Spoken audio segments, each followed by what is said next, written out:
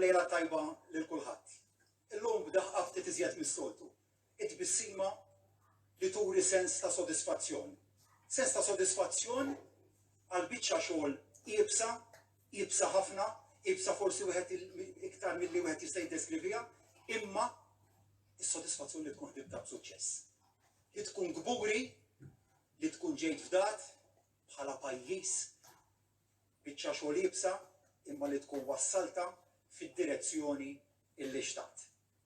U llum, gburi li nistgħu flimkien niċċelebraw b'mod kawt is-suċċess ta' dan il-pajjiż. Is-suċċess ta' poplu ta' nazzjon wieħed u maqut. Li qudiemu bħal bqija tad-dinja kellu kriżi bla preċedent. Bla preċedent bdejtu għatti li kienet biċċa xogħol diffiċli ħafna. U ma nistax inċekken minn dan il-kobor, mid-diffikultà li kellna qudiemna. Infakkar kif din id-diffikultà li ħakmet madwar id-dinja ġabet diversi pajjiżi għarkub tiegħu. Mhux l-istess pajjiżna. Mhux f'kombinazzjoni ma ġara hekk. Imma għaliex ħdimna tajjeb. Għaliex konna ppreparati sew għal dak li konna nafu li ġej fuqna. Ma għadniex nistennew il-pandemija tasal għandna, imma ġixxejna minn qabel. Ġixxejna b'dak il-miżuri kollha li ħassejna li kienu xierqa, kien hemm min ikkritikana għamiltu żejjed. Jien nemmen li konna meqjusin f'dak li għamilna. Konfrontati f'ċirkostanza li d-dinja marat qatt bħala qabel. Minn nhar il-ġimgħa 22 ta' Mejju se nkomplu nirritornaw għan-normalità. Din hija x-xewqa tal-maġġoranza ta' kulħadd. Hija x-xewqa tiegħi, x-xewqa ta' Chris, x-xewqa ta' Charmaine, x-xewqa ta' poplu wieħed. Maħniex qed nippretendu ħafna, qed nippretendu in-normalità. Irridu anzi n-normalità, ninsistu għan-normalità. Jien ninsisti li ma nħallix sitwazzjoni ta' emerġenza nazzjonali ta' ġimgħat ħalli kieku ssir in-normalità fil-ħajja tagħna. Aħna b'saħħitna biżżejjed biex qatt ma naċċettaw li l-emerġenza tiġi tfisser in-normalità. Li n-normalità fil-ħajja, n-normalità aċċettata tkun dik illi nħallu l-ħwienet magħluqin, nħallu r-restorants magħluqin, li ma tistax tmur għand hairdresser, li tittoqgħod ġewwa d-dar il-ħin kollu, li tmur għax-xogħol b'mod ristret jew ma tmurx għax-xogħol u taħdem mid-dar. Dik mhijiex in-normalità li tagħti l-kwalità tal-ħajja. Il-bniedem huwa ddiżinjat biex jiċċelebra l-ħajja, biex igawdi l-ħajja. U għaddejna minn numru ta' ġimgħat fejn ma stajniex ingawdu l-ħajja, fejn ma stajniex niċċelebraw l-ħajja. Fl-istess waqt minn dan in-negattivizmu ħarġu wkoll aspetti pożittivi. Tallimna napprezzaw fost oħrajn il-familja aktar. Tallimna napprezzaw iktar l-affarijiet iż-żgħar, dak li dejjem ħadna bħala ċerti, bħala garantiti fil-ħajja, imma li tibda tifhem kemm verament ifissru meta tiġi mċaħħad minnhom. Ħafna llum qegħdin jitkellmu kemm nixtieq imur lura x-xogħol. Ftit tal-ġimgħat ilu konna ngħidu kemm nixtieq nagħmel ġimgħa ma mmurx għax-xogħol. Illum kulħadd qed jitkellem lingwa waħda. Kemm nixtieq imur lura x-xogħol. Kemm nixtieq nagħnaq lill-ommi u l-bissieri. Dawk huma ir-realtajiet li qed jitkellem kulħadd illum. Għax dik hija normalità. Dik hija l-ħajja sabiħa li ħafna minnha għandha x-xorti illi ngawdu. Però fuq kollox l-ikbar sens ta' sodisfazzjon u li d-deċiżjonijiet li se nħabbru illum u li se jiġu fis-seħħ minn nhar il-ġimgħa 22 ta' Mejju mhumiex se jkunu kompromess. Mhumiex se jkunu kompromess għax qegħdin f'kantuniera li rridu nażlu bejn ekonomija u saħħa. Dik kienet tkun verament deċiżjoni diffiċli. Imma llum maħniex nagħmlu dak il-kompromess. Maħniex qed ngħidu ir-realtà hija li bil-forsi rridu niftħu l-ħwienet għax se tikrolla l-ekonomija u allura nippreġudikaw is-saħħa. Mhijiex hekk is-sitwazzjoni. Is-sitwazzjoni hija li l-evidenza medika, l-evidenza xjentifika qed turina b'mod ċar illi l-pass razzjonali li jmiss, il-pass loġiku li jmiss, huwa dak li se nkunu qegħdin inħabbru llum. Maħniex qed nagħmlu kompromessi mas-saħħa tal-poplu Malti Wawċi u ta' dawk kollha li huma residenti fil-Gżejjer Maltin.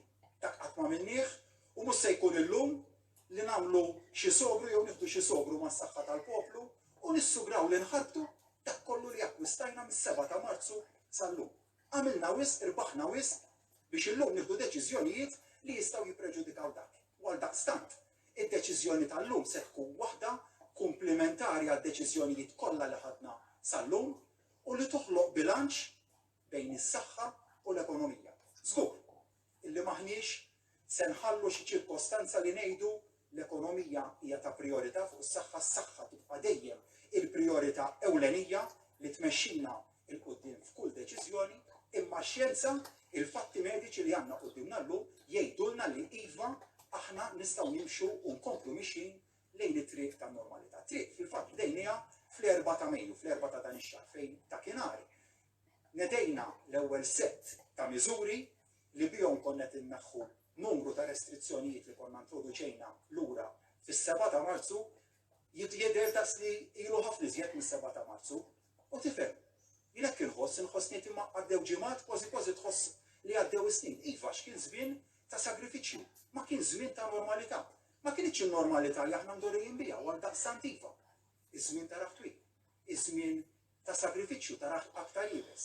U għalhekk illum nistgħu nkomplu mixin f'din id-direzzjoni illi qbadna għaliex ħdimna b'mod prudenti li nkomplu mixin lejn dak li kull wieħed u waħda minna iħobb jagħmel fil-ħajja. Il-kwalità tal-ħajja. Dik hija deċiżjoni primarja li se nieħdu llum li nkomplu intejbu il-kwalità tal-ħajja tan-nies. Deċiżjonijiet dejjem għandhom ikunu msejsa ta' kull politiku, ta' kull decision maker, dejjem fuq li tejjeb il-kwalità tal-ħajja tan-nies. Fis-7 ta' Marzu, id-deċiżjonijiet ta' titjib fil-kwalità tal-ħajja kienu ifissru sinifikat differenti. Dakinhar kieku ma konniex restrittivi kif konna fil-ġranet ta' wara, ma stajniex inkunu f'qagħda li llum niggarantixxu kwalità ta' ħajja aħjar. Għaldaqstant, dak li ddeċidejna dwaru fis-7 ta' Marzu fil-jiem ta' wara, iva kien ifisser il-bażi ta' dak li ħan iddeċidu dwaru llum imma dejjem kien hemm prinċipju wieħed, il-kwalità tal-ħajja tan-nies. Illum se jkollna min jgħidilna ftaħtu ftit, miskom kontu iktar koraġġjużi u ftaħtu iżjed, dik nifhimha. Se jkollok min min-naħa l-oħra jgħidilna ġrejtu żejjed u ftaħtu kmieni żejjed.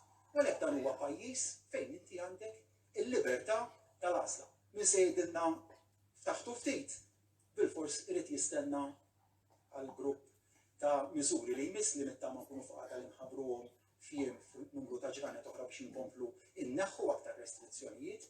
Min qed jgħidilna illi ftaħna żejjed u malajr naturalment għandu l-għażla libera jekk qed nitkellmu dwar hairdresser, tista' tmur, tista' ma tmurx, dik hija s-sabiħ tal-għażla illi għandna qudiemna. Li hu żgur iżda huwa li għal dawk l-istabbilimenti, għal dawk l-attivitajiet, għal dawk il-ħwienet li se nkunu qegħdin inħabbru il-ftuħ tagħhom huwa sikur li wieħed imur fihom. Jekk qed inħabbru l-ftuħ ta' restorant u mhux se jkun ftuħ kif konna nafuh fi frar li għadda ma ħajkun ftuħ prudenti, ftuħ b'numru ta' restrizzjonijiet, allura l-messaġġ huwa wieħed li huwa tajjeb li wieħed imur f'restorant għaliex iva hemmhekk inti tista' terġa' tgħix il-ħajja bilanċjata u għalhekk se nkunu qegħdin nagħmlu protokoll li se tħabbar is-Supretendent tas-Saħħa Pubblika aktar il-qudiem protokoll li jkun qiegħed marbut ma' kull attività illi se niftħullu biex jassigura dan il-bilanċ bejn il-kwalità tal-ħajja, it-gawdija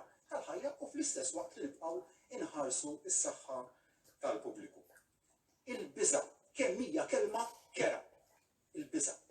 Il-biża' li tikkundizzjonak tieħu deċiżjonijiet li minn ġo fik tkun taf li mhumiex deċiżjonijiet tajba, imma li biża' telibhom u ġalek tmur f'direzzjoni li int ma tkunx tixtieqha. U l-appell tiegħi llum huwa tħallux lilkom infuskom tkunu kkundizzjonati mill-biża'. Naturalment, dak kollu li ngħidu b'mod kalt. Imma l-biża' mhijiex tajba. Il-biża' hija dik li tieħdok lejn deċiżjonijiet ħżiena, li tirrovina il-kwalità tal-ħajja. Naturalment, tistgħu tgħiduli l-eħfef tkun noqogħdu b'pajjiż magħluq, kulħadd ġewwa d-dar, kulħadd magħluq ġewwa d-dar, dik tkun l-iktar għażla sikura minn kollox. Probabbilment, għax anke ġewwa darek jista' jiġrilek kontinġenza u dik hija r-realtà tal-ħajja.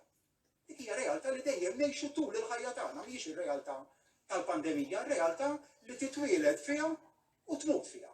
Il-ħajja li tgħaddi minn fażijiet minnha fażi waħda tibdoq lill-oħra. L-importanti li tkun razzjonali imma li taġixxi dejjem fuq il-fatti mod oġġettiv li ma il-biża' teleb kull razzjonalità u kull oġġettività. U xejdulna il-fatti oġġettivi li ma jista' imerihom ħadd li wasluna biex inniedu tal-miżuri li se nkunu qegħdin inħabbru llum. Jiġifieri t-tneħħija ta' restrizzjonijiet, ta' numru ta' restrizzjonijiet li konna ħabbarna aktar kmieni numru ta' xi ġimgħat.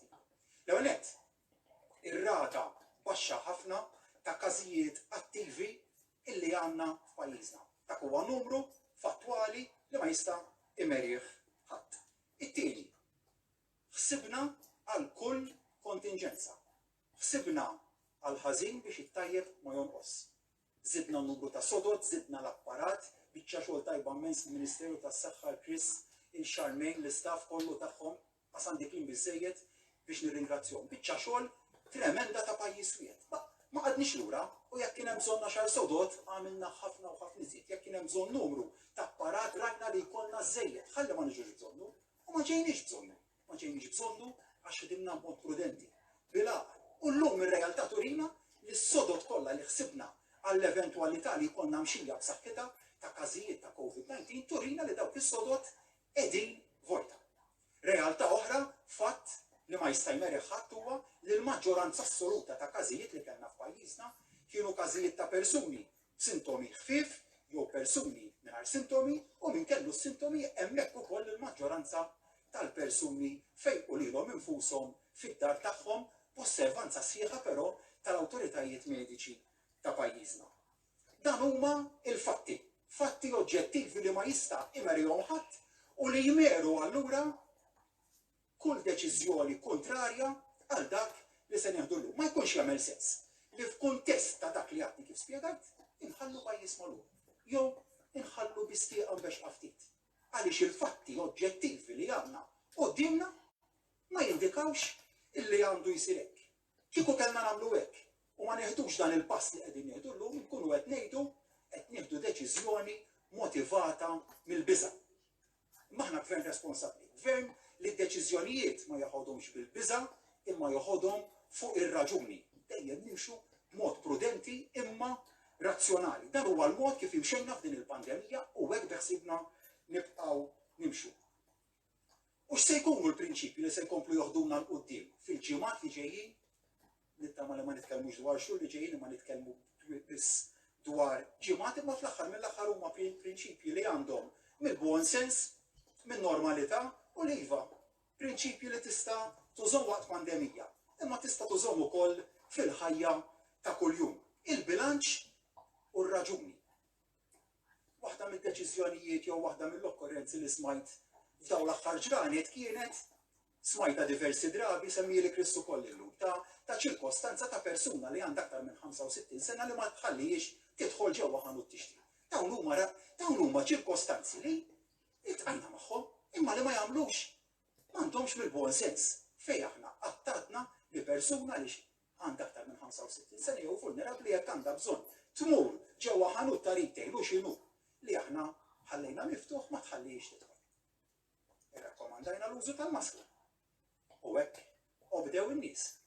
Għalhekk ir-raġuni. Il-bilanċ li kull deċiżjoni li nieħdu tkun waħda oġġettiva. U nappella aktar u aktar għal dan is-sens ta' oġġettività. Kieku hemm sitwazzjoni fejn hemm lok li wieħed juri jissenjala allarm, kif kienet fis-7 ta' Marzu, konna minn tal-ewwel infakkarkom. Chris, Charmaine, jien konna minn tal-ewwel li ġejna quddiem u għadnielkom hemm bżonn dawn il-miżuri. Ma kienux miżuri faċli nfakru. Ekonomija ta' pajjiż li terz minna jiddependi fuq it-turiżmu. Kont jien flimkien ma' Chris flimkien ma' Charmaine, illi ħadna deċiżjonijiet ibsin li naqtaw lifeline tal-ekonomija tagħna. Ħadd qatt m'għamilha qabel imma is-saħħa pubblika dakinhar kienet tiddetta li dik hija r-raġuni id-deċiżjoni it-talba. Fuq kollox imma illum irridu nħallu lin-nies jgħixu. Jgħixu ħajja ta' kwalità tajba fil-kuntest ta' ċirkostanza ta' saħħa pubblika tajba li għandna llum. Fis-7 ta' Marzu kellna realtà. Illum għandna realtà differenti. Ma nkunx prudenti kieku ngħid li għadda kollox, għaliex hemmhekk inkun ottimisti żejjed. U rrid inkun kawt u oġġettiv magħhom. Għaldaqstant għamilna passi ta' ġgant in-numri juru dan minn aktar minn 550 każ illum inżilna taħt il-100 każ ta' każijiet attivi. Il-management tagħna ta' din il-pandemija kien iva kburi ħafna, kien eċċezzjonali, m'hemmx kelma oħra ħlief li tgħid li kellna management tal-pandemija eċċezzjonali f'pajjiżna, fejn rajna sens taqda nazzjonali li qatt ma rajtu qabel dan il-pajjiż. Fejn il-pride tal-ħaddiema tagħna, frontliners minn diversi setturi, forzi tal-ordni, saħħa. Aħjar ma nsemmix għax tant kien hemm nies illi ħadmu flimkien kien verament jagħmlek kburi. Prinċipju ieħor li se nimxu fuqu huwa l-edukazzjoni. Illum se nkunu qed inniedu protokoll ta' kif se jkunu qegħdin jaħdmu, numru ta' stabbilimenti li se jiġu miftuħa, mhux se noqgħod nidħol fid-dettall, tispjega x'għalmejn dwar dettalji aktar il quddiem. Imma se nispjega dwar il-prinċipju dak tal-edukazzjoni. Hawnhekk maħniex qed nitkellmu dwar poplu li hu kriminal, imma poplu li hu eroj. U ma minnu eroj timxi bl-edukazzjoni u ma timxix bil-multi. Mhux qed ngħid illi llum se nniedu guidelines u li wieħed jinjorhom mod kapriċċjuż. Dak ma jkunx jagħmel sens għax fl-aħħar mill-aħħar la darba qed nagħmlu qed inniedu dawn il-linji gwida jaqbel għal kulħadd li jiġu obduti sabiex numru ta' ġranet oħra meta nerġgħu niġu biex inneħħu aktar restrizzjonijiet inkunu f'pożizzjoni li tneħħu iżjed restrizzjonijiet u mhux anqas. Dak se jkun jiddependi ħafna fuq kemm kull wieħed u waħda minnkom tobdu timxu mal-linji gwida li se nkunu qegħdin inniedu. Dan jottu ukoll għas-sidien tal-istabbilimenti kif ukoll għall-klijent. Mhux se jkunu linji gwida li jagħmlu ngassa mal-operat tan-negozji tagħna, imma fl-istess waqt huwa rakkomandabbli. Bl-istess waqt l-awtoritajiet li se jkunu qegħdin jaraw li dawn il-linji gwida jiġu osservati se jimxu b'dan il-prinċipju ta' edukazzjoni. Mhux li inti rajt xi ħadd li ma żammx biżżejjed social distancing u mort ġrejt fuq u ħbattu multa. Ejja nagħmluhom lin-nies. U hekk ġara f'dawn l-aħħar ġimgħat, jiġifieri kellek fil-maġġoranza tal-każijiet fejn kellha tiġi imposta multa, kellek realtà ta' nies li kienu insistenti li ma jobdux. Għaldaqstant dan huwa l-prinċipju li jrid jibqa' jmexxina quddiem nedukaw lin-nies. U nies werew kemm għandna poplu li verament osserva id-direttivi illi ingħataw. Jien konvint minn ħaġa waħda u ngħidha b'ċertezza li se nibqgħu sejrin tajjeb. U llum għandna ġimgħat ta' deċiżjonijiet waħda wara waħda wara waħda li ħadnihom mod tajjeb. Ħadnihom mod tajjeb fejn minkejja li ma kellniex manual ma xiex nimxu, din hija realtà li qatt ma ġrat fid-dinja. Ġdida, sitwazzjoni ġdida għal kulħadd. Minkejja li ma kellniex manual, qafasna l-buttuna tajba f'kull deċiżjoni. Għaliex? Mhux kombinazzjoni ħadna deċiżjonijiet tajbin. Għaliex id-deċiżjonijiet ittieħdu wara sija twal ta' diskussjoni, wara studju, wara pariri mediċi li ngħatajna, mhux tkun filgħodu l-ewwel ħaġa li tiġi f'moħħok tagħmilha, tiddibatti u jkollok din id-diskussjoni ħelti, dan id-dialogu ħelti taqbel fuq ħaġa ma taqbilx ma' oħra, fl-aħħar mill-aħħar u tiġbed ħabel wieħed u tasal għad-deċiżjonijiet u l-konklużjonijiet. U għaldaqstant, dawn il-ġimgħat warajna ta' deċiżjonijiet tajbin fosthom id-deċiżjoni li ħadna fl-4 ta' Mejju fl-4 ta' dan ix-xahar fejn irrilassajna sensiela ta' miżuri restrittivi ta' kienar ħafna qalulna qed tiġru, ma tafux qed tagħmlu ġennata. Se tħarbtu ġimgħat ta' xogħol. U llum għaddew tanġranet mill-4 ta' Mejju u n-numri u l-fatti juruna li dakinhar għax ma ddeċidejniex bil-biża' imma bl-oġġettività ħadna deċiżjoni tajba. U għaldaqstant dan jiblini bil-kuraġġ għall-futur għall-ġranet li ġejjin għall-ġimgħat li ġejjin li se nibqgħu mixjin f'din id-direzzjoni tajba u nħares il-qudiem biex ftit tal-jiem oħra nerġgħu niġu qudiemkom Chris, Charmaine, jiena u nħabbru tneħħija ta' aktar miżuri restrittivi sabiex dejjem inkomplu noqorbu lejn dak il-jum ta' normalità u bil-forsi li nagħlaq bi grazzi lil kulħadd mhux se niddistingwi grazzi lil pajjiż, grazzi lil Malta, grazzi lil Għawdex, grazzi lil Maltin, Għawċin, persuni barranin li qed jgħixu f'pajjiżna li ġejjin minn stati Ewropej, third country nationals, kemm verament jinkburi b'kull wieħed u waħda minnkom bis-sagrifiċċju, bid-determinazzjoni li urejtu f'dawn l-aħħar ġimgħat biex illum ġabuna f'din il-ġurnata sabiħa illi nistgħu nħarsu wkoll lejn ġurnata sabiħa għada isbaħ millum, pitada isbaħ minn għada. Ringrazzjakom. Chris? Grazzi ħafna. biex nifhmu biex npoġġu fil-kontest is-sitwazzjoni li qegħdin fiha llum. Tajjeb illi nagħtu daqqatajn lejn dak li kien jiġri madwarna fl-aħħar ta' frar u fil-bidu ta' Marzu. Fl-aħħar ta' frar u fil-bidu ta' Marzu niftakru dak li kien jiġri ġewwa bliet bħal Bergamo, bħal Madrid, bħal Londra, ftit aktar tard New York.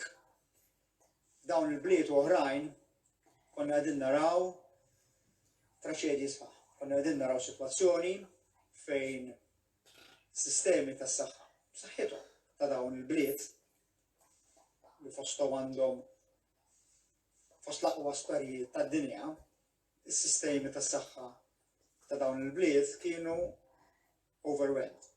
Kienu ma jistgħux ileħqu mal-każijiet li kienu qegħdin jaraw ta' kuljum u ta' kull siegħa. U dik kienet is-sitwazzjoni li aħna bdejna dħalna għal dina il-pandemija meta kellna l-ewwel każ u mbagħad każijiet fis-7 ta' Marzu fil-ġurnata wara. U dikinhar għedna mal-ewwel illi biex aħna nkunu nistgħu nħarsu l-ħajjiet taċ-ċittadini u tar-residenti tagħna dik li setet tkun tsunami ta' każijiet li ħakkmet pajjiżi oħrajn. U setet taħkem lilna, ridna bil-galbu indawruha fix-xmara. U disa' ġimgħat wara jidher illi rnexxielna. Jidher illi rnexxielna illi dik il-mowġa kbira ta' każijiet illi fl-aħħar ta' frar u bidu ta' Marzu kienet taħkem ħafna bliet Ewropej u kien hemm il-biża' li setet taħkem lilna sa llum ikkontrollajniha. U s-suċċessi ta' dawn id-disa' ġimgħat għandhom ħafna raġunijiet. Fosthom sagrifiċċji illi għamel il-popolazzjoni ġenerali. Fosthom sagrifiċċji illi għamlu n-nies ta' fuq 65 sena, nies vulnerabbli li tista' tgħid għaddew ġimgħat sħaħ xhur ġewwa djarhom bil-paċenzja, jieħdu ħsieb saħħithom, jieħdu ħsieb is-saħħa ta' nies ta' madwarhom. Fosthom in-nies tal-komunità tal-business, negozjanti illi ħassew id-daqqa tal-tnaqqis fix-xogħol illi kien u għaw fil-pajjiż. U fosthom sagrifiċċji li għamlu il-frontliners, in-nies tal-qasam mediku, il-pulizija, in-nies tal-ordni tal-pajjiż, dawk in-nies li baqgħu jaħdmu li taw is-servizzi tagħhom kultant anke periklu għal ħajjithom u periklu għal familjari tagħhom. U wkoll is-suċċessi ta' dawn il-ġimgħat ġara għax irnexxielna li ndaħlu miżuri ta' social distancing, miżuri li kienu effettivi u miżuri li l-pubbliku laqa u segwa b'attenzjoni u b'determinazzjoni sħiħa. U meta tħallna ġod l-epidemija, tħallna b'mod illi huwa studjat, pass wara l-ieħor, ma għamilniex affarijiet żejda, ma għamilniex affarijiet kmieni, ma laqqas ma għamilna affarijiet tard. Tinsewx, meta konna qed nidħlu b'mod studjat u l-affarijiet nagħmluhom fil-waqt tagħhom. Konna dejjem ngħidu tħares lejn dak li qed jiġri ġewwa pajjiżi oħrajn, ħares lejn dak li qed jiġri ġewwa pajjiżna. U issa li wasalna f'sitwazzjoni fejn żammejna tsunami milli tiġi fuqna, nistgħu u rridu noħorġu l-istess mod. Tħallna pass mingħajr ma nneħħu ir-restrizzjonijiet tard, imma mingħajr ma nneħħu ir-restrizzjonijiet kmieni. Aħna nifhmu illi kull ġurnata illi tgħaddi, illi parti mill-ekonomija tagħna tkun wieqfa, hija ġurnata li qed tagħmel dwejjaq, hija ġurnata li qed tpoġġi peace, hija ġurnata li tista' poġġi fil-periklu businesses u xogħlijiet. U allura iva nifhmu illi ma nistgħux nittardjaw imma rridu nkunu f'waqt. U lanqas ma nistgħu naġlu wisq għax segretarju tal-direttur tal-Għadi Dinja tas-Saħħa il-virus għadu jeżisti. U allura aħna palma rnexxielna ndawru t-tsunami li se kellna u li kellhom pajjiżi oħra fil-bidu ta' Marzu. Ġox mara issa rridu noqogħdu attenti li nżommu tieni mowġa biss bħala rima. U dan nistgħu nagħmluh jekk naħdmu b'mod għaqli, jekk naħdmu b'mod iggalbat, jekk kif meta tħallna użajna xjenza, meta nibdu noħorġu nużaw xjenza wkoll. Jiena m'iniex xammatur, imma jgħidu illi iżjed isiru accidents meta tinżel mill-muntanja milli meta titla'. U allura aħna rridu nkunu almenu bl-istess attenzjoni b'għajnejna miftuħin biex ma naqgħux issa li niżlin daqskemm konna attenti aħna meta konna telgħin. Ħa nagħmlu naqra fuq mbagħad il-Professur Gawxi anke tidħol f'dettall tal-protokolli li jkunu memużin magħhom. Numru lista ta' miżuri illi issa wara li għaddew li ħankunu għaddew l-ġimgħat minn mindu daħħalna l-ewwel baċċ ta' miżuri ħankunu qegħdin inbidlu fl-aħħar ta' din il-ġimgħa, il-ġimgħa 22 ta' dan ix-xahar. L-ewwel nies bħalma għamilna fil-ewwel ta' Mejju rridu nerġgħu nkomplu nżidu s-servizzi tas-saħħa għal dak li mhuwiex COVID. Aħna nafu li fil-bidu tal-pandemija konna neħħejna numru ta' servizzi li konna qegħdin nagħtu lill-pazjenti tagħna biex nkunu nistgħu l-ewwel nies ir-riżorsi ndawruhom għas-servizzi tal-COVID, imma wkoll biex innaqsu illi jkun hemm ħafna nies li qegħdin jiġu fil-waiting rooms tagħna, qegħdin jiġu l-isptarijiet tagħna, qegħdin imorru fil-kliniċi tagħna li setgħu jagħtu il-virus u xulxin. U allura konna naqqasna numru ta' servizzi.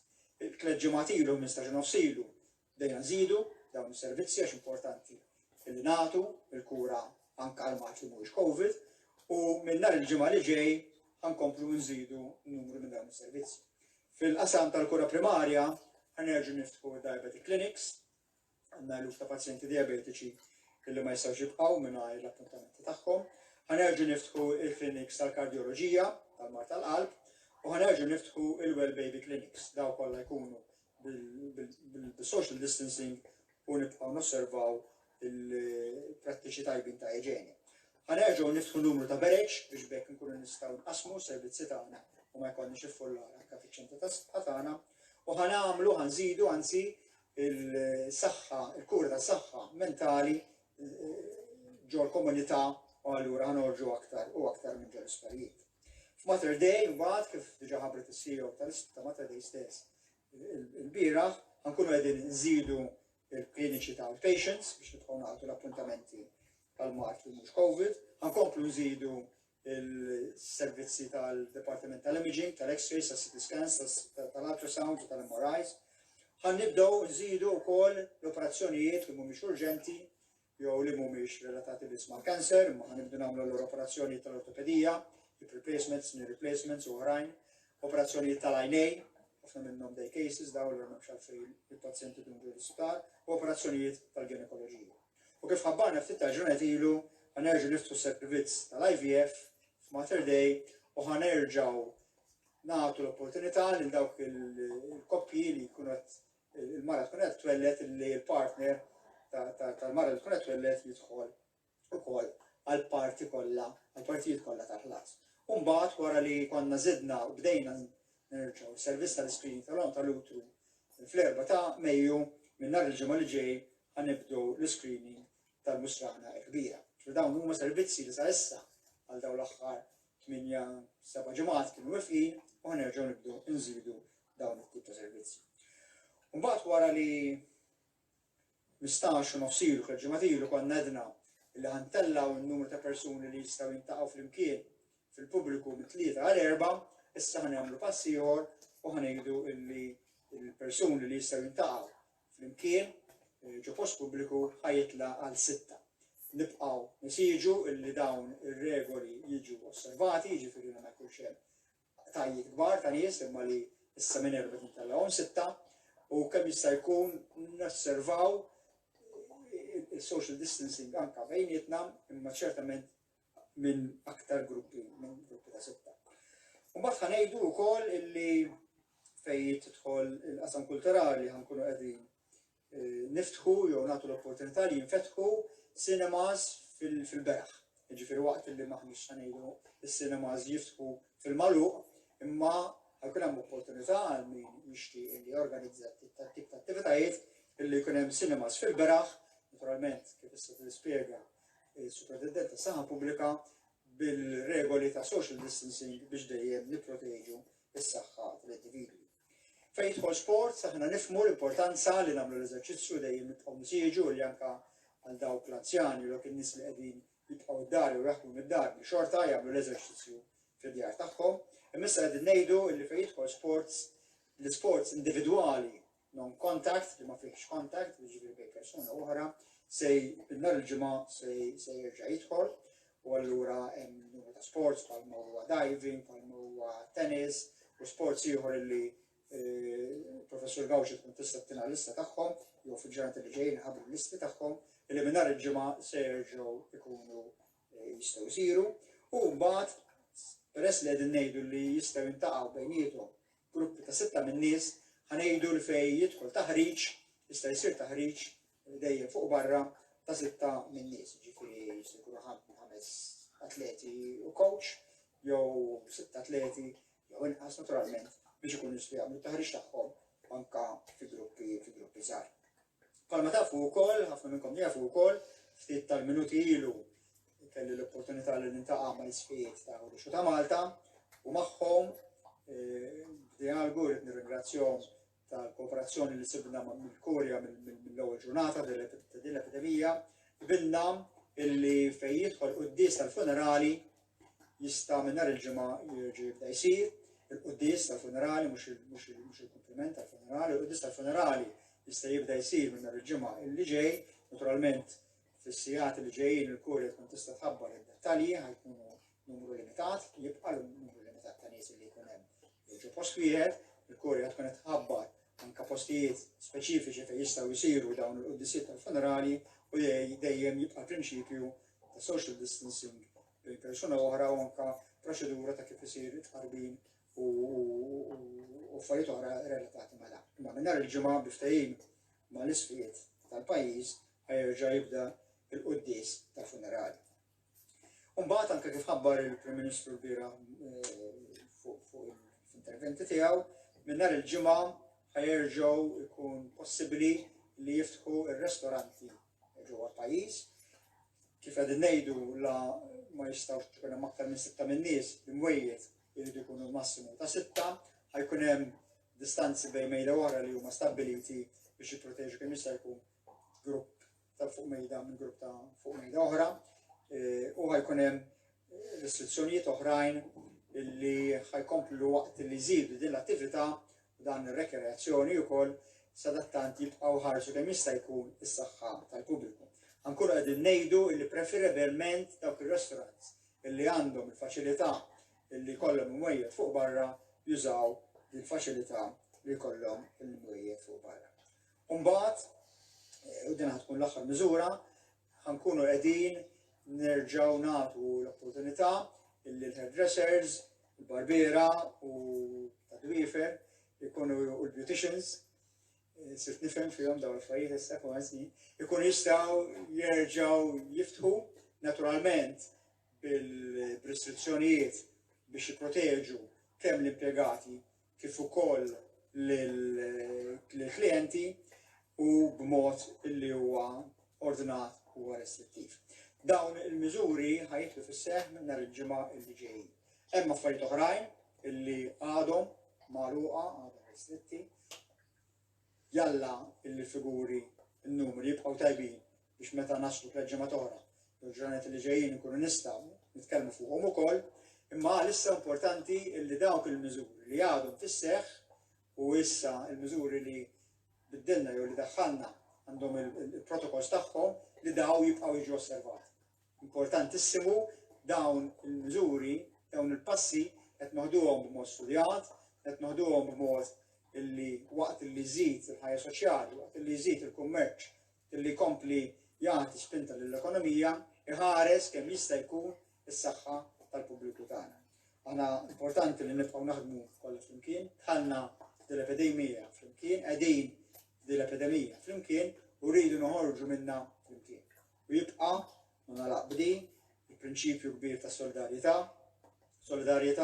għall-komunità tan-negozji li għaddew u għaddejjin minn żminijiet diffiċli, solidarjetà ma' min dawk il-ħaddiema li jistgħu jkollhom ix-xogħol tagħhom f'periklu, aħna minna ħafna miżuri ekonomiċi biex ngħinu dawn il-ħaddiema, solidarjetà mal-frontliners tagħna li ħadmu u għadhom qegħdin jaħdmu f'tant dedikazzjoni u f'tant imħabba lejn il-pazjenti, u solidarjetà lejn l-anzjani il-vulnerabbli tagħna illi l-virus jibqa' perikolus għalihom u allura importanti li nkomplu nħarsu s-saħħa tagħhom għax aħna soċjetà waħda, aħna pajjiż wieħed.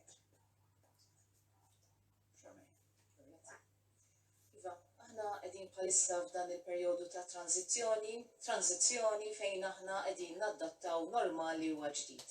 U qed jirnexxielna naslu hawnhekk propju għaliex kien hemm ħidma minn ħafna nies, ħidma li hija bbażata fuq prinċipji li huma sodi. Aħna għamilna żgur li aħna kellna dak kollu li għandna bżonn bħala kapaċità ta' saħħa pubblika biex aħna dawk il-miżuri kollha ddaħħalna aħna nkun nistgħu propju nsegwuhom ukoll.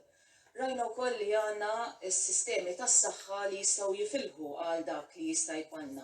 U rajna wkoll li bħala prinċipju aħna nkomplu nżommu n-nies li huma vulnerabbli protetti għaliex nafu li dawn huma n-nies li jistgħu jkollhom l-iktar komplikazzjonijiet jekk jaqbadhom dawn il-virus.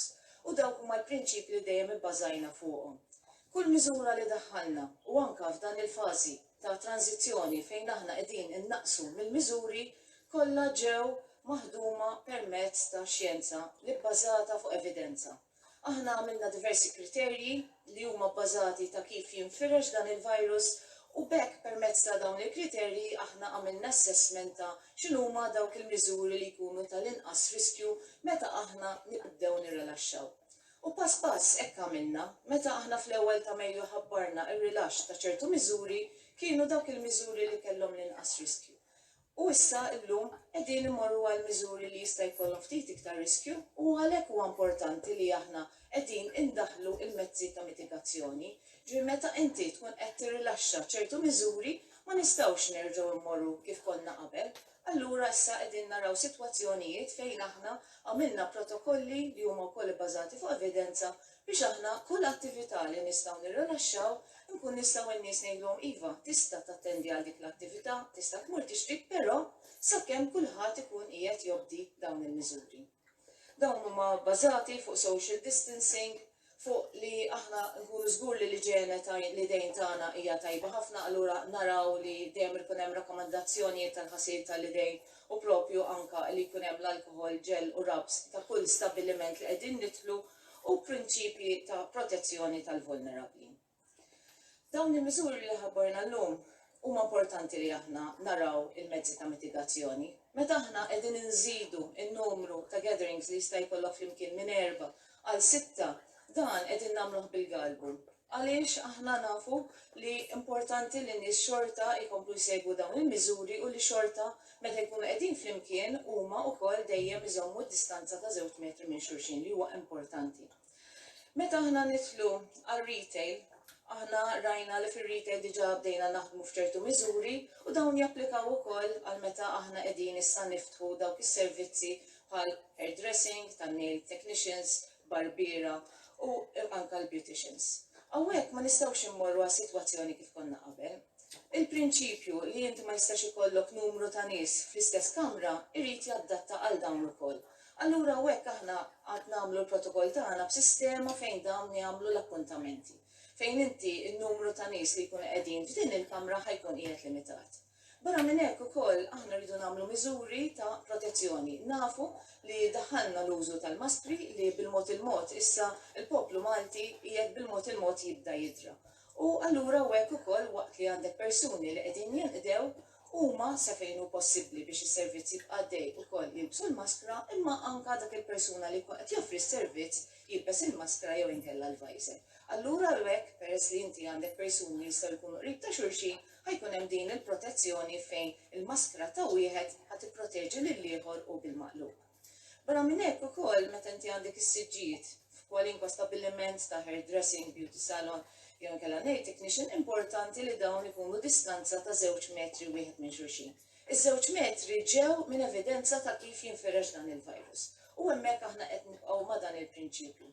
Jekk hemm sitwazzjonijiet fejn inti ma jkunx possibbli din id-distanza jistgħu jintużaw anke dawk il-perspex screens biex aħna nkun nistgħu nevitaw li jekk kombinazzjoni hemm persuna li għandu qed ġor il-virus nafu bħalma rajna li hemm diversi nies li ma jkollhom l-ebda sintomi xorta jkollhom il-virus, allura hemmhekk aħna qegħdin nipproteġu propju lil xulxin. Allura hekk aħna nkunu la darba qed nimxu ma' dawn il-miżuri, in-nies jistgħu jmorru f'dawn l-istabbilimenti imma wkoll iħossuhom safe b'dawn il-miżuri. Semmejna wkoll li aħna kellna liġi li ma kienx setgħu jsiru l-ebda attivitajiet. Kellna diversi nies ukoll li xtaqgħu jagħmlu attivitajiet, però kien għadu żmien ma stajniex nagħmluhom hemmhekk dak iż-żmien għaliex kien għad hemm riskju. Issa wasal iż-żmien ukoll li aħna jistgħu jiġu organizzati ċertu attivitajiet ukoll, però dejjem bil-kontroll. Bħalma nafu meta inti jkollok attivitajiet li huma fuq barra, hemmhekk ir-riskju ħajanqos. U allura pereżempju jista' jiġi organizzat outdoor cinema fejn inti jkollok persuni li dawn ikunu qegħdin distanza ta' 2 metri il-bogħod minn xulxin. Jew inkella jista' jkollok sitwazzjoni wkoll, pereżempju rajna wkoll barra minn Malta fejn jista' jkollok nies li jaraw cinema anke mill-karozzi tagħhom fejn hemmhekk inti tista' tara inqas riskju wkoll. Semmejna l-isports. L-isports huwa ta' dispjaċir tagħna li kellek twaqqaf ċertu sports, però hemmhekk rajna li kien hemm riskju. Però issa bis-sitwazzjoni li qegħdin nistgħu nerġgħu nibdew ċertu sports, speċjalment dak il-non-contact sports, għaliex dan hemmhekk għandek inqas riskju. U anke dak it-training huwa importanti ħafna għan-nies li jipprattiċaw l-isport, imma dejjem bil-limitazzjoni. In-numru ta' 6 bħalissa huwa n-numru ta' gruppi li jistgħu jkunu flimkien. U għalhekk japplika wkoll għall attivitajiet sportivi fejn ikun hemm propju training. Issa qegħdin noqorbu sajf, is-ħana qiegħda tiżdied, rajna li kien hemm qaċ kbir mill-pubbliku li jmorru fuq il-bajjiet tagħna. Nistgħu mmorru fuq il-bajjiet però xorta rridu nżommu id-distanza minn persuna għall-oħra għaliex ir-riskju xorta qiegħed hemmhekk. Allura la inti tkun qiegħed f'distanza ta' inqas minn 2 metri ma' persuni li inti mhux is-soltu tkun magħhom tkun qed tisponi lilek għall-riskju. U għalhekk li aħna anke fuq il-bajjiet tagħna rridu nżommu distanza. Anke ħaniftħu wkoll l-outdoor pools fejn inti wkoll hemmhekk ħajkun hemm ukoll restrizzjonijiet tal-ammont ta' nies li jistgħu jidħlu. Skont is-swimming pool regulations li hija fil-leġiżlazzjoni ta' Malta, hemm in-numru ta' nies li s-soltu qabel kienu jiġu daħlin f'dawn il-pools. Issa dak in-numru ma jistax jibqa'. Allura aħna ħammurru għal nofs dak in-numru. Ħalli bekk aħna naqsu ċans li n-nies propju ikunu iktar iffullati fuq xulxin. Anka fuq akkomodazzjoni. S'issa ma nistgħux niftħu l-ajruporti tagħna, però n-nies jistgħu propju anka imorru pereżempju f'hotels u għalihom ukoll għamilna l-protokolli ta' kif jistgħu jaħdmu dawn il-hotels ħalli bekk aħna dejjem innaqsu r-riskju ta' trasmissjoni. Għandna wkoll aspett ta' kultura f'Malta fejn f'diversi irħula għandna s-swieq miftuħa.